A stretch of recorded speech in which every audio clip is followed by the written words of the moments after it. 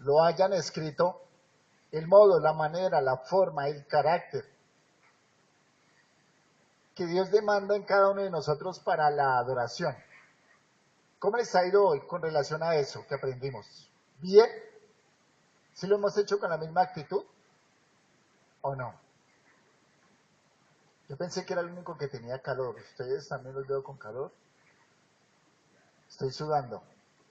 Yo pensé que era de mi gripa, pero me alegra que suden conmigo. Pero que suden porque lo que estudiamos hace 8 días y lo que escribimos hace 8 días, veo que estamos sudando porque no lo estamos aplicando. Hay gozo, hay alegría, hay ánimo. Si me ayuda Willy con las luces, por favor, para que no se me vayan a ir, porque creo que el bochorno que está haciendo implica que esta tarde va a llover.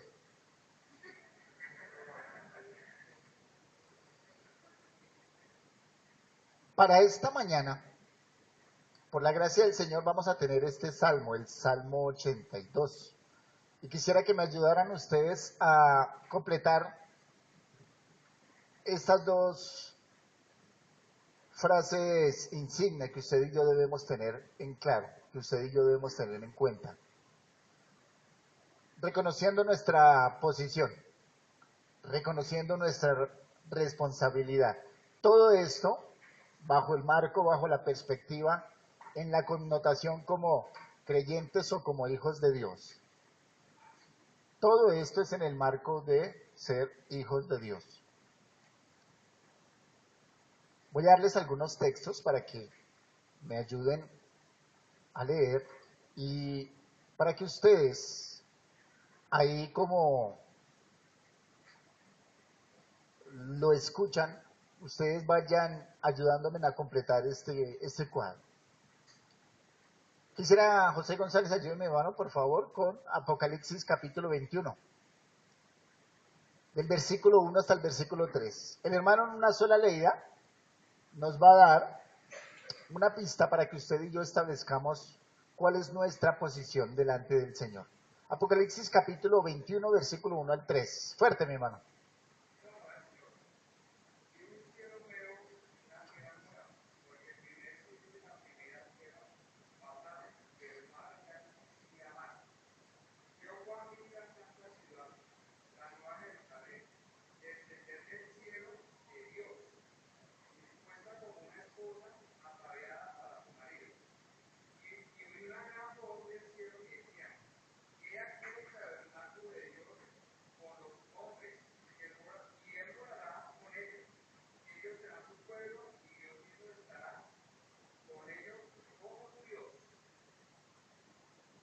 Damas, caballeros, niños, todos convidados a esta respuesta.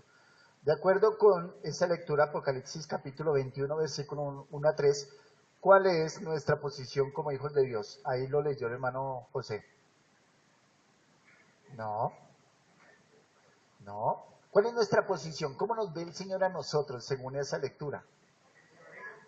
¿Moraremos? No. Esposa, no. Pueblo, hay luz. Ustedes saben que yo estoy insistiendo con la luz, ¿cierto? ¿Sí lo leyeron? Pueblo, nosotros somos pueblo. Bueno, voy a utilizar toda la cromatografía posible.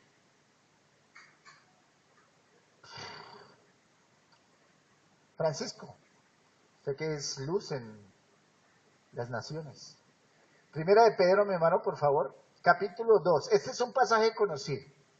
Primera de Pedro, todos pueden ir allí. El hermano Francisco nos ayuda con la lectura. Capítulo 2 del versículo 9 hasta el versículo 10.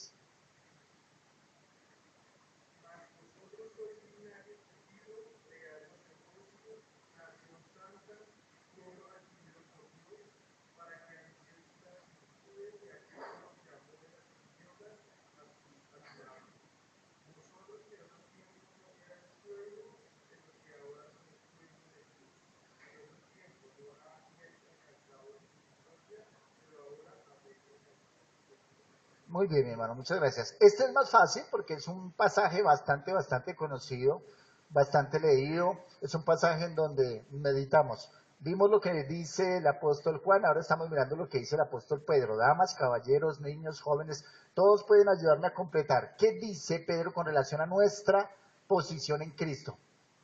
Hermana Rocío. Linaje. ¿Podríamos describir mejor esta palabra linaje como? Descendencia. En el griego la palabra es esperma, para que tengamos más claridad. Listo, perfecto, linaje. ¿Qué más, hermana María? Somos nación, muy bien, ya está incluido dentro de ese pueblo. ¿Quién más? No, levante la mano porque no. Eberto. Real sacerdocio. Somos sacerdocio real. Hace 8 días les dejé por escrito, hoy estoy también haciendo el mismo ejercicio. ¿Qué más? ¿Qué más somos según este pasaje? ¿Somos qué? Somos luz.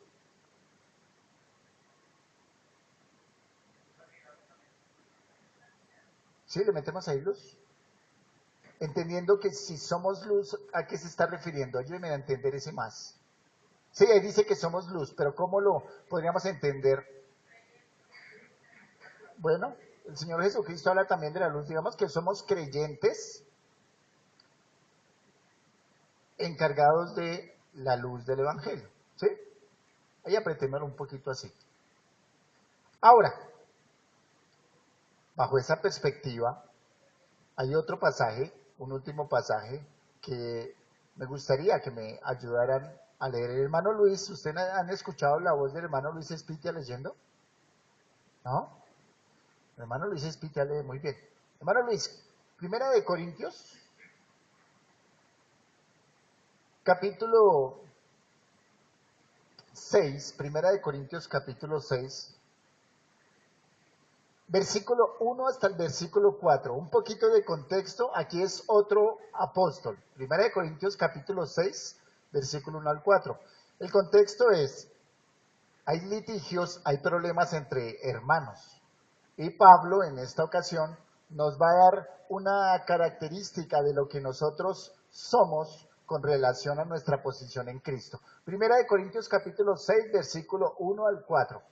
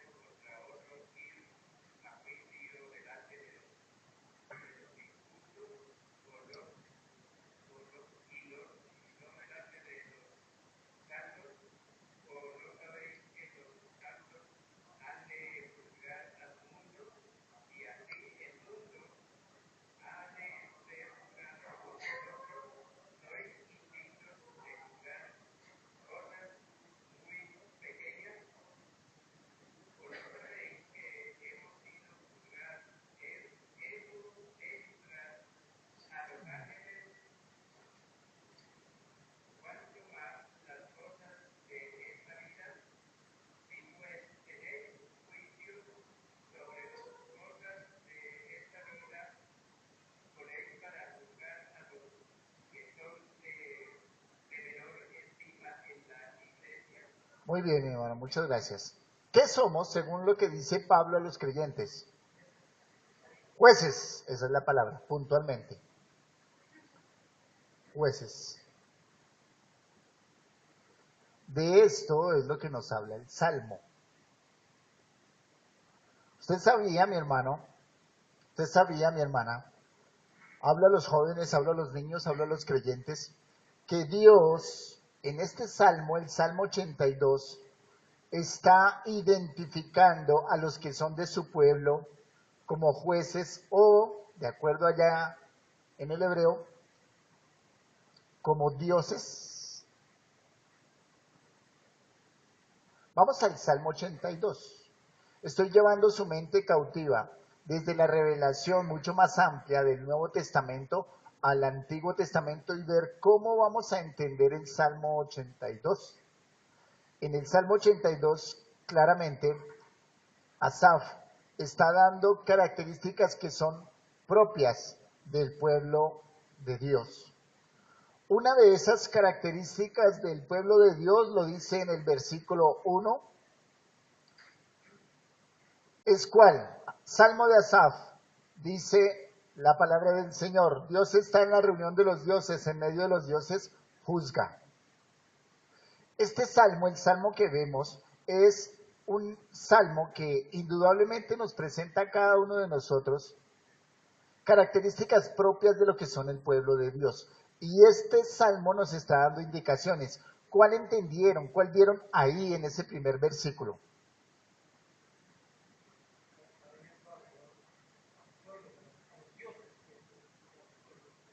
Sí, eso es posterior, pero ¿qué hay primero dentro de ese mismo versículo? ¿Quién?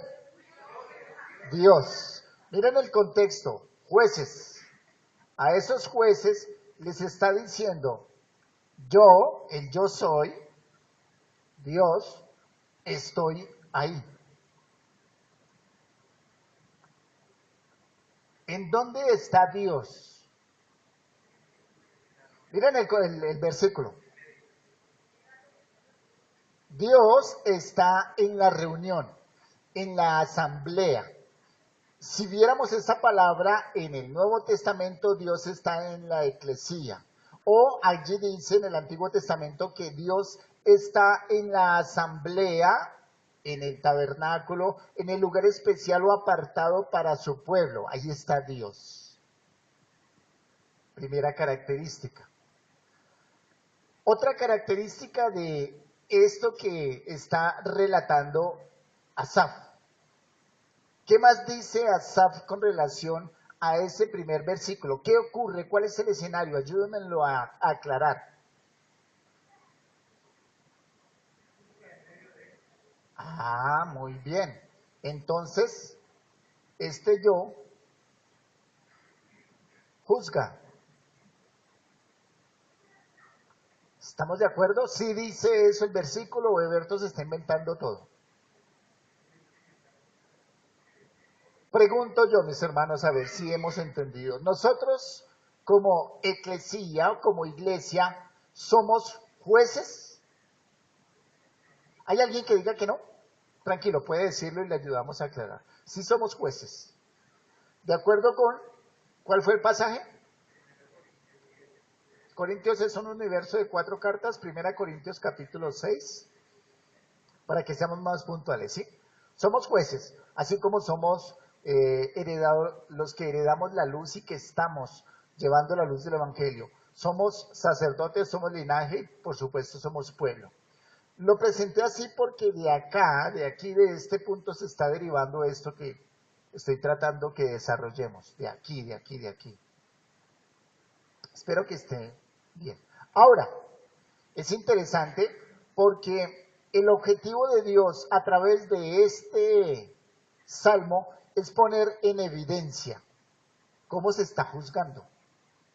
Dios es el máximo juez, pero Dios está participando en ese juicio y Dios está participando con esos que son llamados a poner eh, realmente justicia en los que a Él vienen, en los que a Él traen. En otras palabras, yendo más puntualmente, Dios tiene a todos sus jueces del Antiguo Testamento como dioses.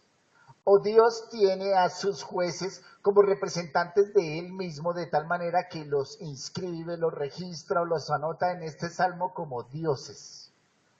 ¿Sí es claro? Reitero esa parte. Si hay alguien que está juzgando y si hay alguien que está trayendo justicia al pueblo de Dios, ese Dios lo identifica como Dios, como un Dios pequeño o un representante de Dios. No está hablando de idolatría, está hablando de una posición muy especial que Dios le ha dado a los líderes del pueblo en esta ocasión, que eran los llamados a juzgar. ¿Recuerdan quiénes eran los que venían, los que eran llamados a juzgar dentro de la nación de Israel? Los ancianos. ¿Recuerdan cómo los ancianos se sentaban a la puerta, a él traían los juicios? ¿Recuerda cómo Moisés establece hombres para juzgar a miles, a 500, a 100, a 50? Esos son dioses. Esos son los que Dios está llamando aquí. Pero el versículo 2 cambia el escenario. El versículo 2 está diciendo Algo que ellos están haciendo. ¿Qué están haciendo? Ayúdenme ahí a describirlo.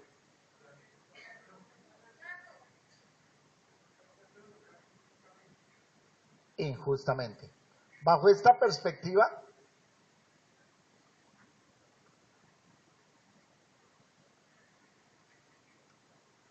piensen en esto. El contexto nos habla de una viuda, de un huérfano, de un pobre, de un menesteroso, de un necesitado, de un afligido. ¿Ellos a quién acuden? A Dios.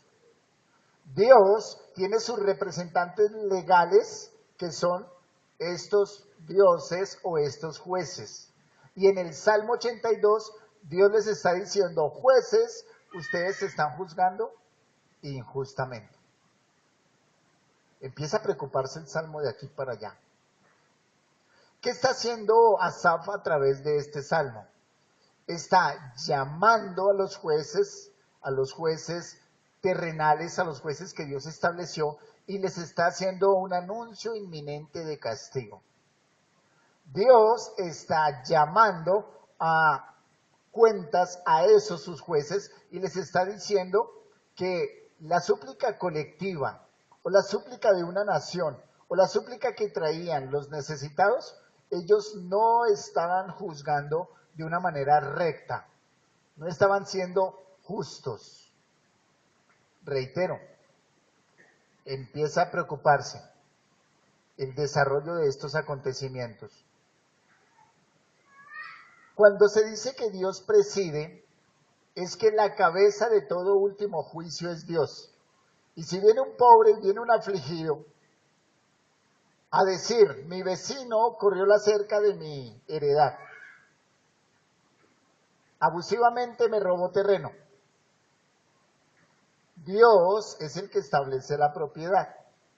¿Qué esperaba este hombre que vino con una petición real, formal y con evidencias? Que juzgaran los jueces de una manera recta. Pero ¿saben qué?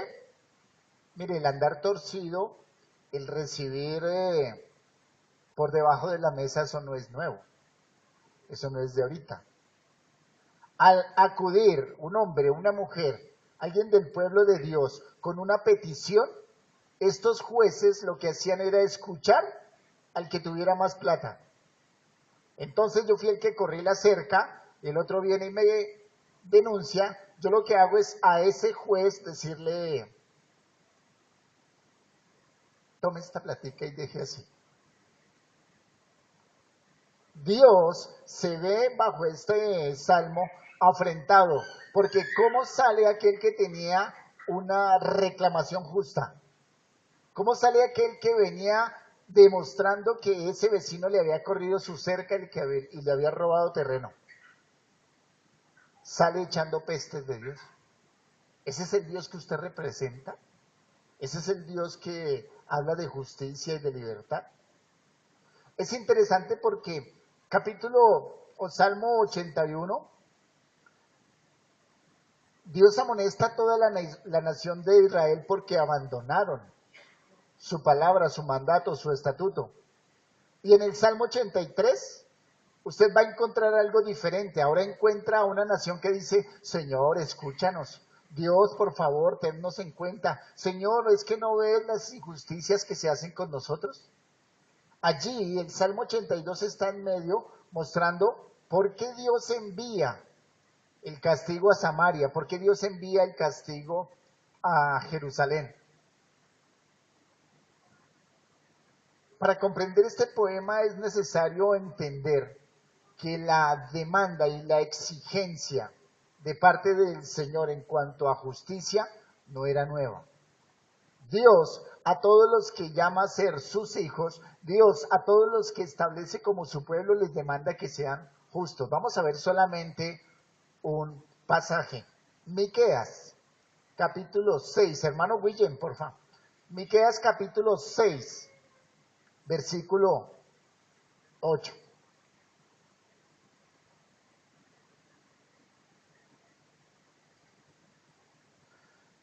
No es nuevo el tema de los juicios, No es nuevo el tema de que para el concepto israelita un juicio era allí donde se impartía y se establecía justicia. Miqueas nos va a presentar algo de esa dinámica. Siga, mi hermano.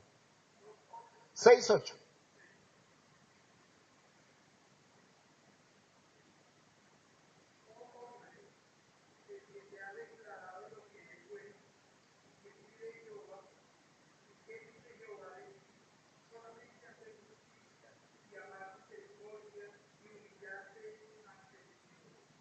Muy bien, mi hermano, muchas gracias. Oh, hombre, Él te ha declarado lo que es bueno. Cuando usted y yo estábamos muertos en nuestros delitos y pecados, el Señor nos rescató por la sangre preciosa de Cristo Jesús y Él nos quita de nuestra visión espiritual el velo que nos cubría y ahora Él nos permite ver todo claramente. Según ese pasaje, Dios demanda tres cosas de nosotros. Tres cosas que están establecidas dentro de este salmo, dentro de, si ustedes hacen una tarea juiciosa, el que más habla de esto es el profeta Isaías. ¿Qué es lo que Dios demanda? Entonces, es lo que Dios está juzgando que la nación de Israel no hace. ¿Cuáles son esas tres cosas?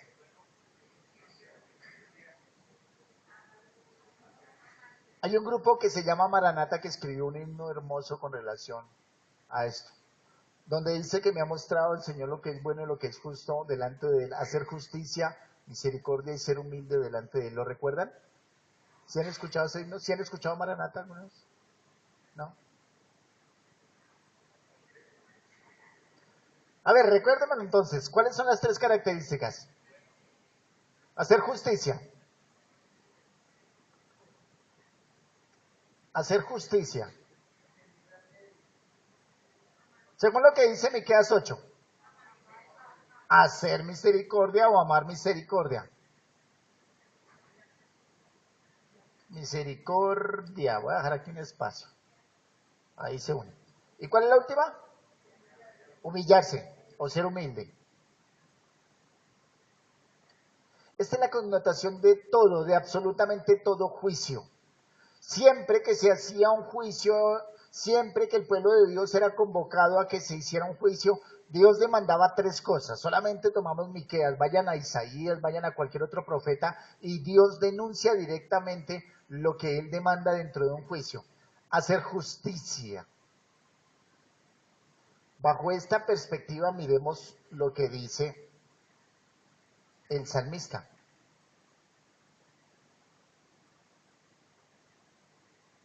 Voy a ir aquí al versículo 2. Aquí hay una crítica con los jueces. Aquí hay una crítica de parte de Dios con los dioses. Y aquí hay una crítica que es la evidencia de lo que él mismo está observando, de lo que el pueblo está recibiendo de parte de estos jueces. ¿Hasta cuándo, dice el versículo 2, hasta cuándo juzgaréis o hasta cuándo van a defender injustamente y aceptaréis las personas de los impíos? Miren, la balanza de estos jueces, de estos dioses, estaba inclinada, según este versículo, ¿hacia dónde? Gracias, mi hermano, hacia los impíos. La balanza que estos hombres estaban llevando a cabo era una balanza viciada, era una balanza que no correspondía a lo que Dios demandaba. La balanza que cada uno de nosotros vemos que Dios exige para su pueblo es una balanza que tiene que ser dada, llevada o mostrada bajo estas características. Voy a ir al antiguo y voy a volver al nuevo. Voy a ir al antiguo y voy a volver al nuevo. ¿Nosotros somos pueblo de Dios? ¿Sí? ¿Los que están conmigo? Amén. ¿Somos pueblo de Dios llamados para ser jueces? ¿Somos pueblo de Dios para hacer juicios de una manera justa, misericordia y humilde? ¿Qué pasaba en la iglesia de Corinto? En la iglesia de Corinto, los hijos de Dios, los creyentes, no llevaban sus pleitos, que es normal que hayan pleitos, lo anormal era como se estaban solucionando, no estaban llevando sus pleitos o sus problemas ante los jueces o ante los hijos de Dios, sino que los estaban llevando afuera para ser juzgados. Reitero, ¿entre nosotros hay pleitos? Sí, se nos facilitan. Hay más pleitos que vasitos para el tinto. Ahora, ¿cómo debe ser desarrollado ese juicio? ¿Qué ingredientes debe tener el juicio? El juicio debe tener justicia, el juicio para el creyente debe contener misericordia y el juicio para el creyente debe basarse en una actitud humilde, no solamente de los que juzgan, sino también de los que reciben ese juicio. ¿Somos así dentro de la Iglesia Bíblica Misionera La Gracia Tunal? Hace 8 días hablamos de las características de la adoración. Hoy estoy hablando con relación a nuestra posición. Nuestra posición dice que somos llamados a establecer juicio. Y estas son las características propias del juicio. Usted, como dice popularmente la frase, echa juicios así porque sí. Usted es uno de aquellos que se le facilita echar juicios y esos juicios son injustos, inmisericordios y no recibe absolutamente nada de humildad en ese juicio. Note que esa misma expresión es posteriormente traída de parte del Señor en el Evangelio de Juan. No la vamos a ver todavía, pero la forma como Dios llama a relación del resultado de los juicios implica que para Él no son ocultas las decisiones que estamos tomando. Usted puede estar allí sentado y decir, oiga, pero yo nunca lanzo un juicio. Oiga, pero yo nunca he sido citado a un juicio. Cuando hay aspectos de disciplina hemos dicho que quien se debe levantar como ese testigo a través del cual se busca que el hermano recapacite con relación a su pecado son los ancianos. Pero toda esta connotación es porque Dios observa, Dios ve. ¿Cómo ve Dios en la iglesia? A través de su Santo Espíritu morando en nosotros. Y de esta manera Dios está viendo si nosotros estamos juzgando de una manera justa, misericordia y de una manera humilde dentro de la iglesia o si no lo estamos haciendo así.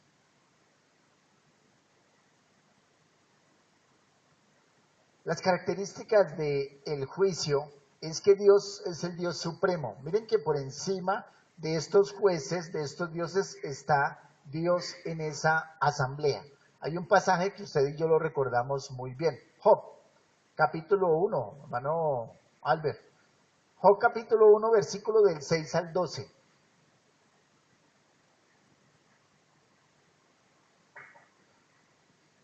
Es parte del contexto de lo que se pensaba en la antigüedad.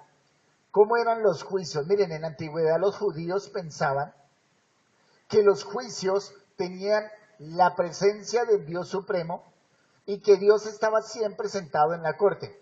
Es interesante que antes en las diferentes naciones se ponía la Biblia como máximo testigo y la mano derecha sobre esa Biblia y jura decir la verdad, solamente la verdad, y nada más que la verdad. Es el concepto que tienen los judíos con relación a cuando hay un juicio. Miren lo que dice Job 1, 6 al 12.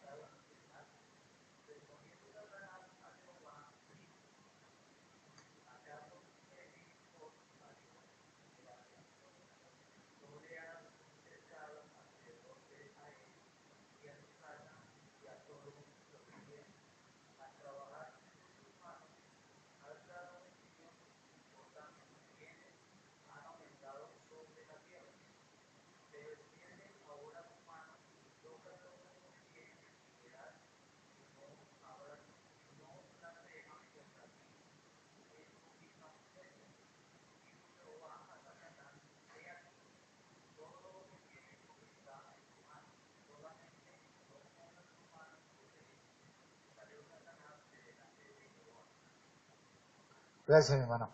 Según este relato, era lo que creían los judíos, que donde había un juicio, Dios estaba ahí presente. Y en este caso, Satanás llega a rendir cuentas. Y noten que el juicio ya está viciado. ¿Cuál es el vicio de este juicio? Que Satanás dijo, es fácil entender a Job. Job le teme a usted porque lo ha enriquecido. Si notan esa joya de abogado, creo que son de esos abogados que conoce uno en el centro, que le dice, le soluciono cualquier caso. Así sea un caso perdido, yo le levanto lo que sea, pero se lo hago ganar. Este Satanás ya entra a viciar este juicio. Pero miren, por encima de Satanás y por encima de nosotros mismos, los juicios que hacemos están delante del Señor y el Señor saca a la luz la realidad, la verdad de esos juicios.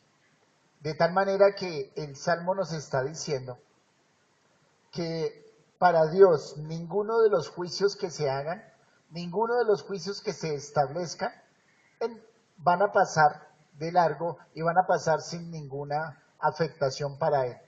Si hacemos justicia, ¿qué va a hacer Dios? Nos va a bendecir. Si hacemos injusticia, noten la situación del Salmo 81, noten la situación del Salmo 80, en donde para los injustos, para unos fueron llevados en cautiverio a Samaria y otros fueron llevados en cautiverio de Judá por Babilonia. El versículo 1 se mostró a Dios como juez supremo. Sigamos mirando las acusaciones a partir del versículo 3. Estas acusaciones es porque ellos no estaban haciendo, dice el versículo 3, hacer derecho al débil y al huérfano, o defiendan al débil y al huérfano. Esto es fácil acusar a los judíos. ¿Y nosotros cómo lo hacemos aquí en la iglesia? Nuestro juicio es justo de tal manera que, como dice el versículo, defendemos al débil, defendemos al huérfano. Esas eran las violaciones que estos jueces estaban llevando a cabo. Dice la parte B de este versículo, defiendan los derechos, hagan justicias al que es afligido, al humilde, al oprimido, al menesteroso, al pobre, al necesitado, al que está desposeído, al que está desvalido, al indigente. ¿Cómo es nuestro obrar como iglesia con los de adentro y con los de afuera? Cuando usted tiene la ocasión de generar empleo a un venezolano, ¿qué piensa de ello? ¿Le damos trabajo a los de Venezuela o no? ¿Qué opinan cuando en Cúcuta los hospitales y los grandes centros de atención médica están siendo abarrotados por venezolanos? ¿Eso está bien o está mal? Ahora sí, bajo la perspectiva de este salmo, está bien.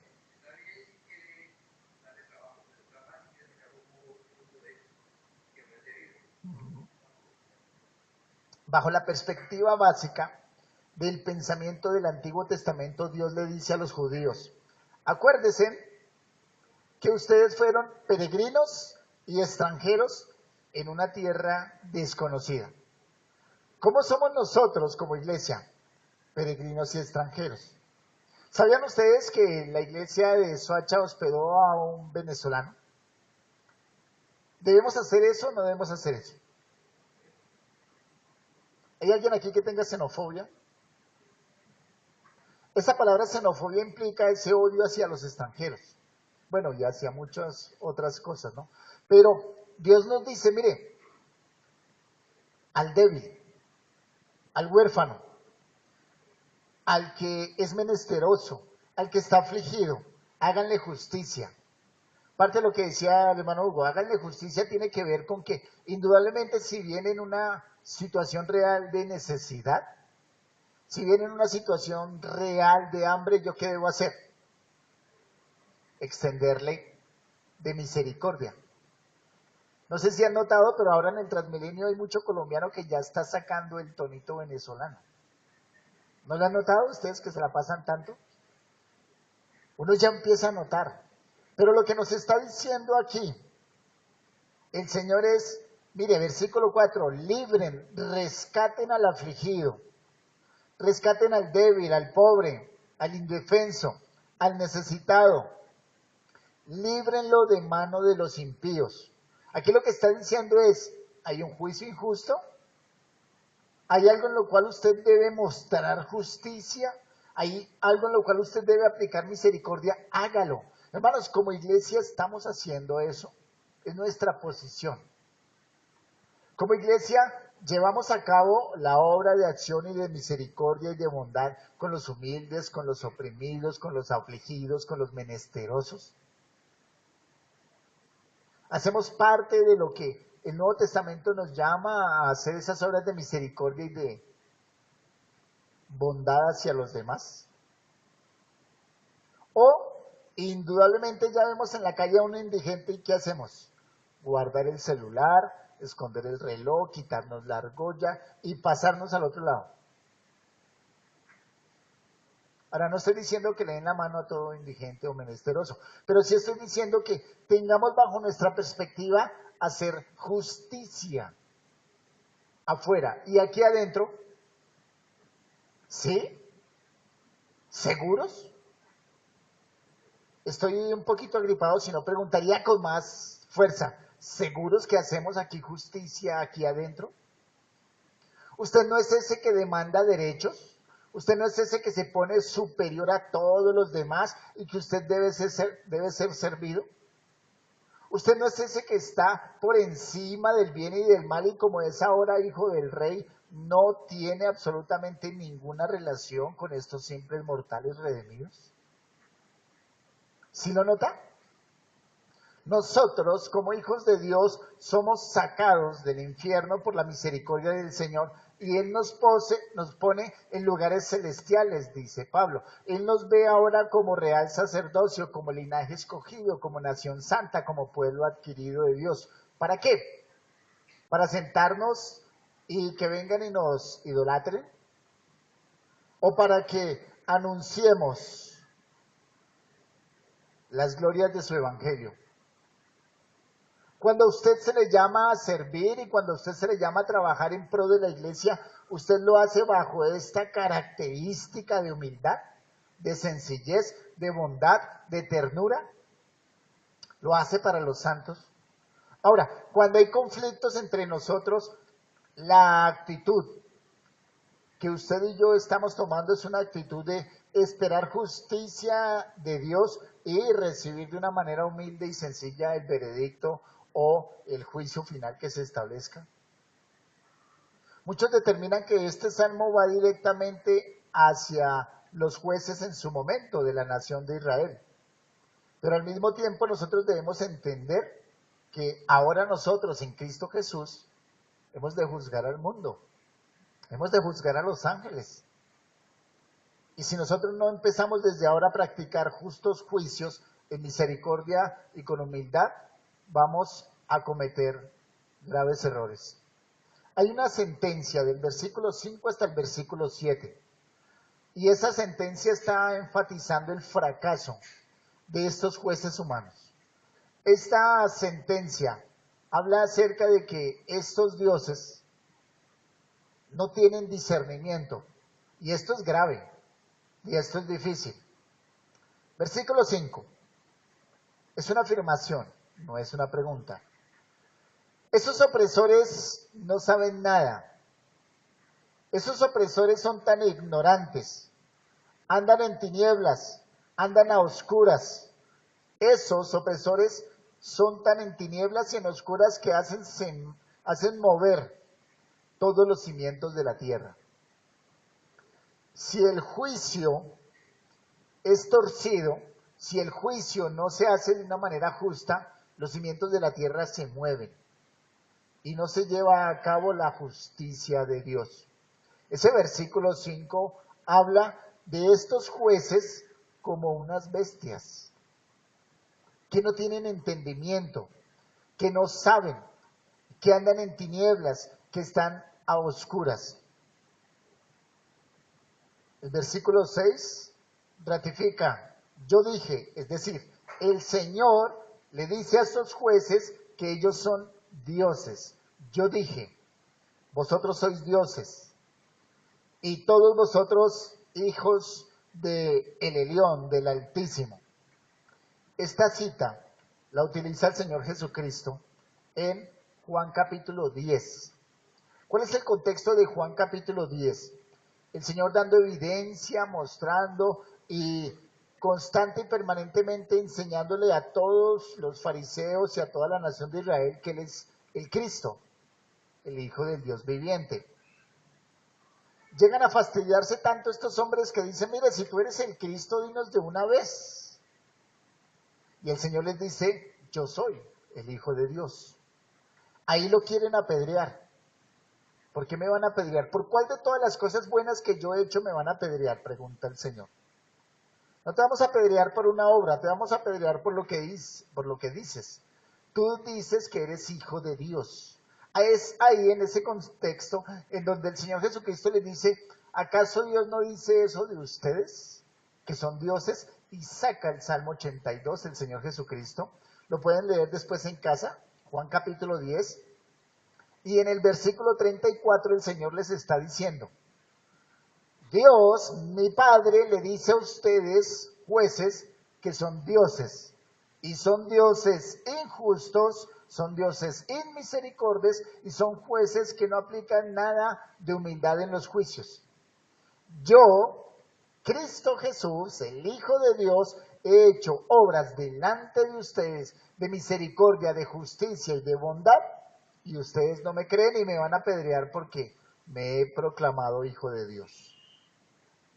Es de gran ironía que Dios ha llamado a hombres a juzgar y lo han hecho de una manera impía, como lo hicieron los fariseos y como lo hicieron los escribas, y ellos, que son injustos ante la nación de Israel, quieran matar al justo, que es Dios hecho carne. Sigamos allí. Versículo 7. Si ustedes llevan a cabo juicios injustos, sin misericordia, sin humildad, si ustedes no tienen en cuenta al pobre, al afligido, al necesitado, la conclusión está en el versículo 7. Como hombres moriréis, morirán como simples mortales. Es la sentencia directa que Dios está dando a esos jueces. Como cualquiera de los tiranos gobernantes que hay en este mundo, van a caer. Mis hermanos, en esta mañana, en esta tarde ya, el Señor nos llama a que nosotros llevemos a cabo juicios. Y esos juicios deben estar rayados de justicia, de misericordia y de humildad. Si no lo hacemos, esta sección del Salmo ratifica la sentencia. Y la sentencia ratificada por Dios mismo en cuanto a que Él nos va a tomar ya no como jueces, ya no como dioses, sino como simples mortales injustos que prevaricaron el derecho, que torcieron la ley, que favorecieron a los réprobos y a los impíos, a los malvados, y Él mismo nos va a condenar, Él mismo nos va a sentenciar, Él mismo nos va a juzgar. Son desagradables las actitudes que los jueces presentan delante de Dios. No son de gozo, Él no se agrada en ver juicios injustos. Y usted y yo en esta mañana debemos entender que Dios nos ve a nosotros como sus hijos. Y escuche muy bien, despierte en este momento, es la parte importante. Si usted es hecho hijo de Dios a través de la sangre preciosa de Cristo, ¿qué espera Dios de usted? Que sea justo, que sea misericordia.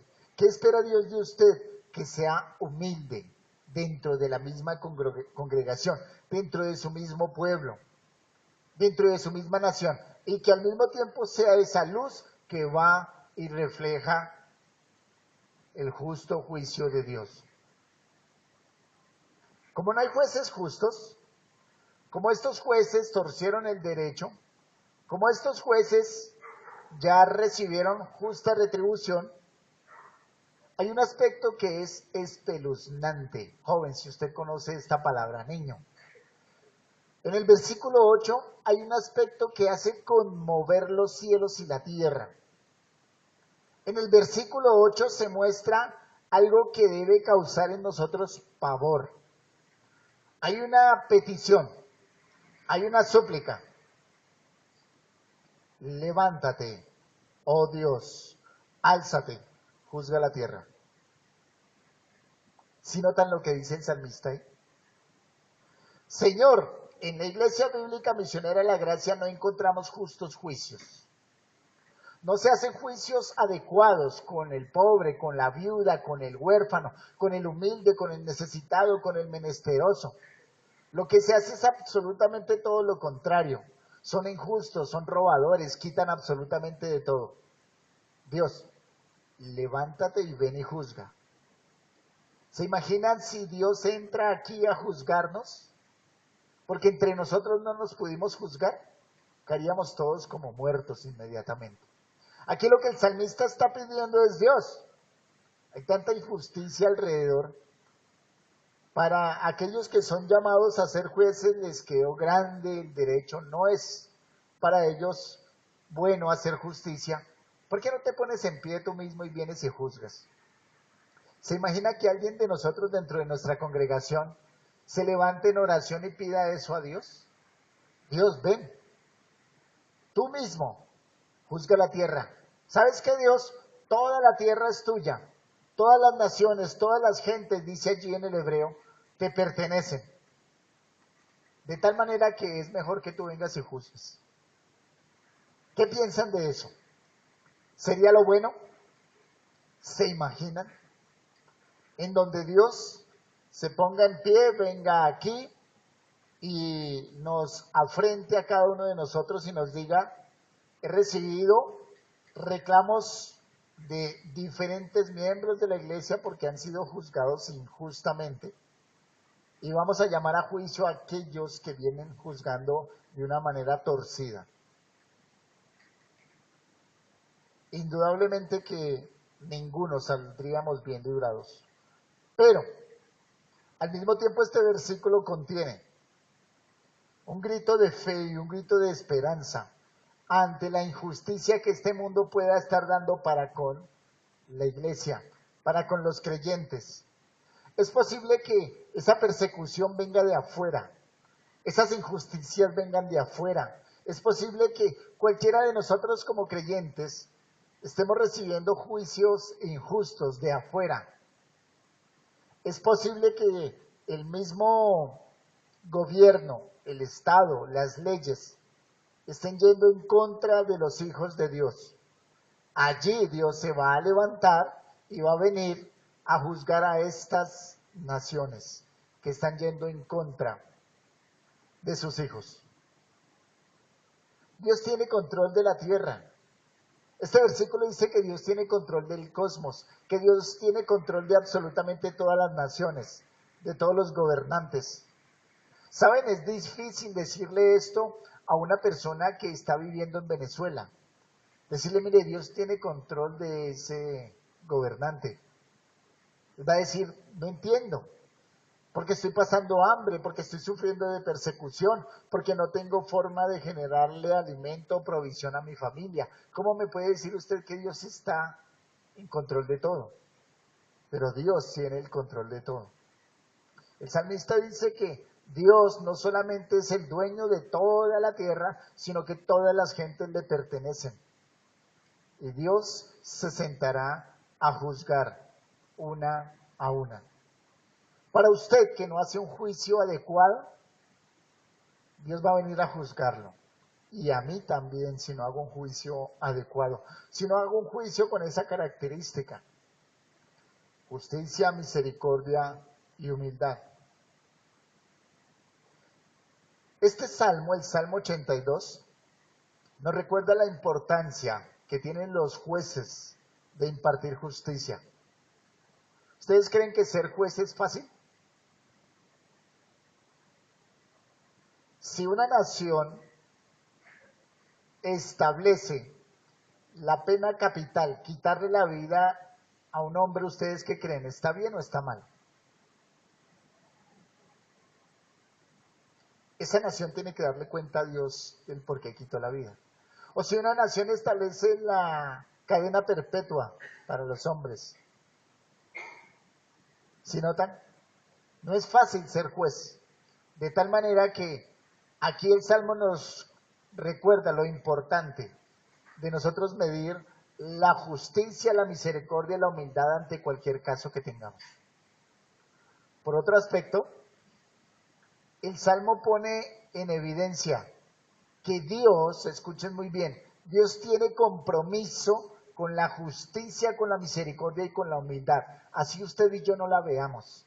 Pero Dios se compromete a través de su palabra a que todo caso que a Él sea llevado, Él lo va a llevar de una manera justa, de una manera misericordia y de una manera humilde.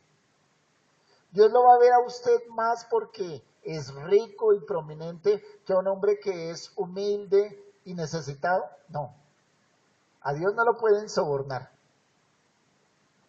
A Dios no lo podemos sobornar. Y Dios está absolutamente comprometido. Su carácter es justicia, su carácter es misericordia y su carácter es humildad. De tal manera que así hayan hombres corruptos en esta época que lo van a ver, Dios está por encima de ellos y los va a juzgar. El Señor Jesucristo fue indudablemente uno de los principales promotores de los justos juicios.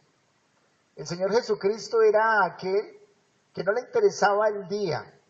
Es más, se caía en el día en que era de descanso y él tenía la ocasión de hacer misericordia y quitarle la enfermedad a una persona, lo hacía. Si era ocasión de parte del Señor para mostrar justicia y derecho, él lo hacía. Es interesante, aquel hombre que se le acerca le dice al Señor Jesucristo: Señor, necesitamos urgentemente que establezcas un juicio de verdad. Haz que mi hermano parta la heredad conmigo. Y el Señor Jesucristo le dice: ¿acaso yo soy juez partidor?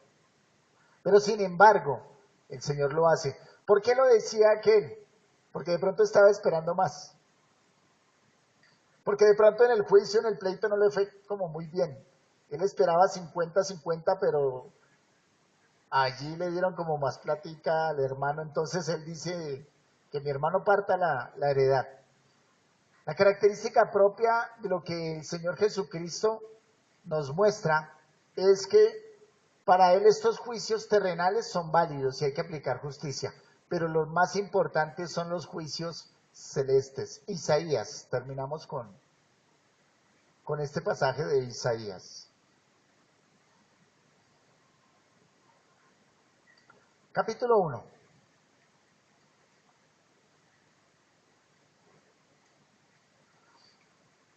Ante estos juicios es importante, versículo 18, que entendamos la connotación de lo que es un juicio. Mira, aquí Dios está llamando a toda la humanidad. Dios lo está llamando a usted, joven, dama, caballero, niño, abuelo o anciano que no es creyente. Y Dios lo está llamando a un juicio. El yo soy, está llamando a un juicio con tres características. Este juicio tiene que contener justicia, misericordia y humildad de parte de Dios. Póngase allí enfrente, usted, no su vecino, no el que está al lado, no el predicador que está viciado, no. Usted, allí es llamado de parte del Señor. Isaías capítulo 1, versículo 18. Venid luego, llama el Señor. Lo llama usted. Venid, venga, dice Jehová. Estemos a cuenta. Estar a cuenta, la idea es hacer el juicio. Venga, vamos a hacer cuentas. Vamos a cuadrar cuentas entre los dos. Vamos a establecer un juicio. Si vuestros pecados fueren como la grana. Hay una pregunta retórica ahí. Sus pecados, perdón, mis pecados, sus pecados son como la grana, color rojo. Hermanos, caballeros, damas, niños, hablo a todos los hombres, a todas las personas que están aquí.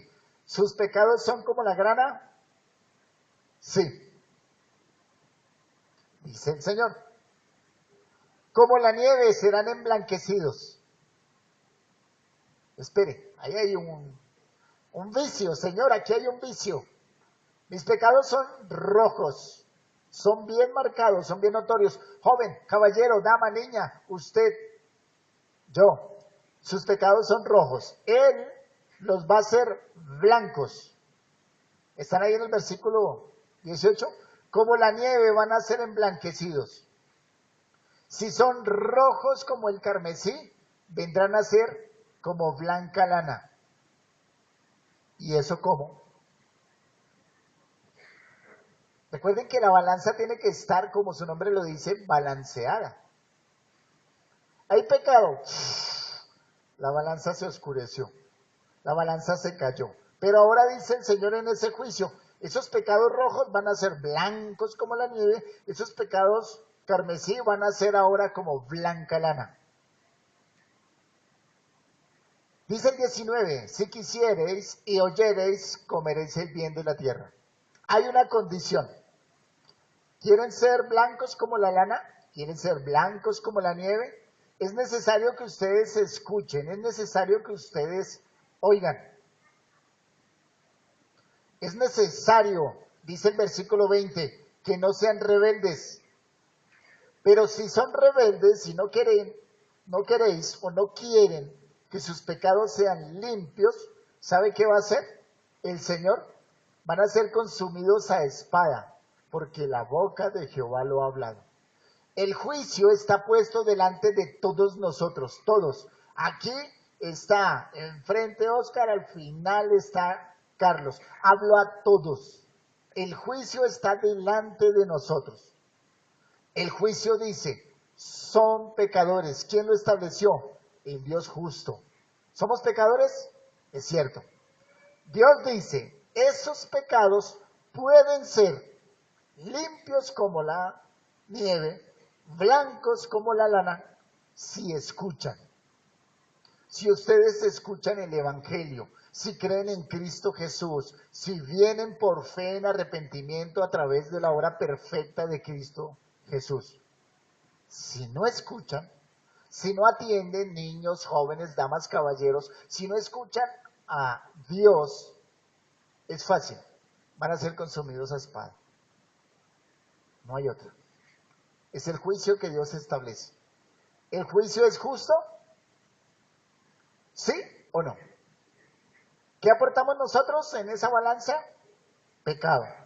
¿Qué aporta Él en esa balanza? Misericordia. De tal manera que recibimos de la misericordia, escuchamos de Cristo Jesús como nuestro Redentor y vamos a ser completamente salvados, perdonados. Pero si no, vamos a recibir espada. Es el juicio de Dios. Les invito a que nos reunamos en familia, vamos a tomar 10 minuticos y vamos a orar. Quiero que clamemos en esta tarde, en estos 10 minutos, por el regreso, como le decía nuestro hermano William, el regreso de la familia Vanegas, de la familia Rodríguez, de la familia de Azús, Jaramillo y Azús, del viaje de San José del Guaviare. Quiero rogar, quiero que pidamos y clamemos al Señor por la conversión de absolutamente todos. No se centren en los jóvenes, porque yo sé que aquí dentro de esos jóvenes hay algunos todavía camuflados de rebeldes, pero yo sé que el Señor está trabajando en ellos fuertemente. Clamemos por la iglesia, hermanos amados, porque si es ocasión de reconocer que hemos hecho juicios injustos, pidamos también perdón. ¿Está bien? Ya saben, primera familia, segunda familia.